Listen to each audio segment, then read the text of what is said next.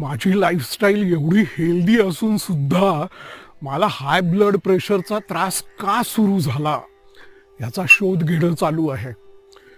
Good morning मित्रांनो. रवी करंदीकर म्हातोबाच्या टेकडीवर फिरतोय.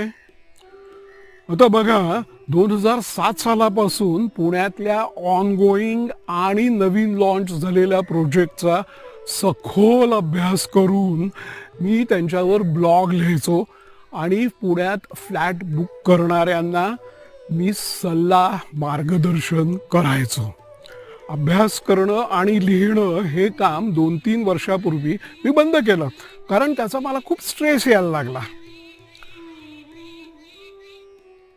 मग आता मला कसला स्ट्रेस आहे?